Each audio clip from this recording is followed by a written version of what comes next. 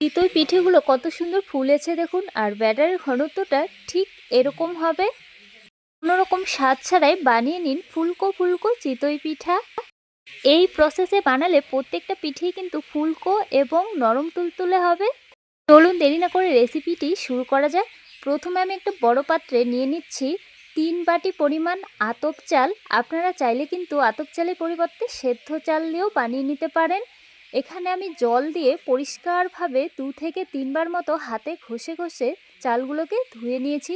এবারে আমি জল দিয়ে 3 ঘন্টা মতো ভিজিয়ে রাখবো। অবশ্যই ঢাকা দিয়ে রাখতে হবে। ততক্ষণে আমি ধনেপাতার গোড়াটা বাদ দিয়ে বেছে জল দিয়ে পরিষ্কার করে ধুয়ে তুলে নিয়েছি। এবারে একদম কুচি কুচি করে কেটে নিতে হবে, ঠিক এরকমভাবে। আর ভিডিও যদি আপনাদের ভালো লাগে অবশ্যই ইউটিউব থেকে দেখলে চ্যানেলটি সাবস্ক্রাইব করে রাখবেন, ফেসবুক পেজ থেকে দেখলে পেজটি ফলো করে পাশে থাকবেন প্লিজ। আমি বেশ অনেকটা পরিমাণেই কিন্তু ধনেপাতা কুচি কেটে নিয়েছি, প্রায় 1 বাটি মতো। একই সাথে কেটে নেব ঝালের জন্য কয়েকটা কাঁচা লঙ্কা। যারা ঝাল খেতে পছন্দ করে না তারা কিন্তু লঙ্কাটাকে স্কিপ করে যেতে পারেন। লঙ্কা কুচিগুলোকেও একটা পাত্রে তুলে রাখছি। একই সাথে আমি একটা পেঁয়াজও কুচি করে কেটে নেব। পেঁয়াজগুলোকে চেষ্টা করবেন একদম ছোট ছোট করে কেটে নেওয়ার, তাহলে কিন্তু পিঠেগুলোও খেতে ভালো লাগবে। বন্ধুরা, এদিকে আমার সব কিছু কাটা হয়ে গেছে। আর এদিকে দেখুন কত সুন্দরভাবে চালগুলো ভিজে ফুলেছে। চালগুলোকে জল থেকে আমি একটা ছিদ্রযুক্ত পাত্রের উপরে তুলে নিয়েছি, যাতে করে জলটা খুব সুন্দরভাবে ঝরে যায়। আমি জল ঝরানো চালগুলোকে শিলের মধ্যে গুঁড়ো করে নিয়েছি।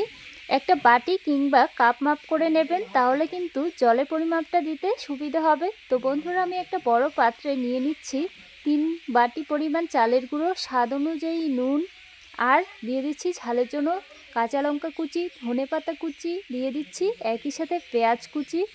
শুকনো উপকরণগুলো একটু মিশিয়ে নিতে হবে আলতো হাতে করে। এরপর আমি ওই বাটি মাপ করে দিয়ে দেব 1 বাটি জল। জলের পরিমাপটা আমি আপনাদের একটু পরে বলে দিচ্ছি। এক হাতে জল ঢেলে নিতে হবে আর একটা হুইক্সের সাহায্যে এভাবে মিশিয়ে নিতে হবে। আপনারা চাইলে কিন্তু হাত দিয়েও মিশিয়ে নিতে পারেন। একটু সময় নিয়ে কিন্তু এই কাজটি করতে হবে। ব্যাটারের ঘনত্বটা ঠিক গাঢ় মনে হচ্ছে, তাই আমি আরও হাফ বাটি পরিমাণ এর মধ্যে জল অ্যাড করব। তাহলে এখানে মোট 3 বাটি চালের গুঁড়োর মধ্যে আমার লাগছে 1.5 বাটি পরিমাণ জল। আবারও হুইক্সের সাহায্যে খুব সুন্দরভাবে মিশিয়ে নিতে হবে।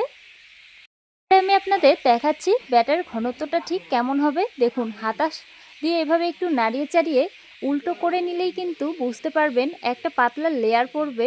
ঠিক এরকম ঘনত্বের একটা ব্যাটার বানিয়ে নিতে হবে। বন্ধুরা, ব্যাটারটি তৈরি পিঠে বানানোর জন্য এদিকে আমি উনুন জ্বালা একটা কড়া বসিয়ে দিয়েছি। কড়া গরম হয়ে এলে খুব সামান্য তেল ছড়িয়ে আমি একটু ব্রাশ করে নিয়েছি। এবারে 1 হাতা মতো ব্যাটার নিয়ে কড়ার মধ্যে দিয়ে দিচ্ছি। ঢাকা দিয়ে দেব ওপর থেকে। আর একটা শুকনো পরিষ্কার সুতির কাপড় জলে ভিজিয়ে এভাবে কড়ার চারদিকটায় মুড়ে দিতে হবে, যেন হাওয়াটা বাইরে বেরিয়ে না আসে। যেহেতু আমি কোনো রকম স্বাদ ছাড়াই আজকে আপনাদের চিতই পিঠে বানিয়ে দেখাবো, তাই আমি কড়ার মধ্যেই বানিয়ে দেখাচ্ছি আপনাদের। তো দেখুন, আমি 7 থেকে 8 মিনিট পর ফিরে এলাম। কাপড়টি তুলে নিয়ে এবারে আমি ঢাকা তুলে নিয়েছি। দেখুন, পিঠেটা কিন্তু খুব বেশি একটা ফোলেনি। যদি আপনারা আরও বেশি ফুলকো পিঠে বানাতে চান, তাহলে এর মধ্যে খুবই সামান্য পরিমাণে খাবার সোডা দিয়ে দেবেন, তাহলে পিঠেগুলো খুব সুন্দর ফুলে উঠবে।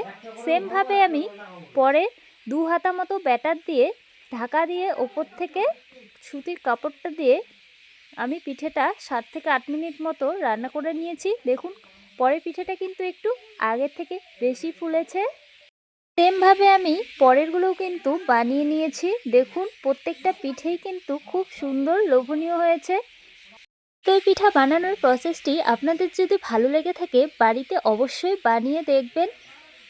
আশা করছি আপনাদেরও খুব ভালো লাগবে।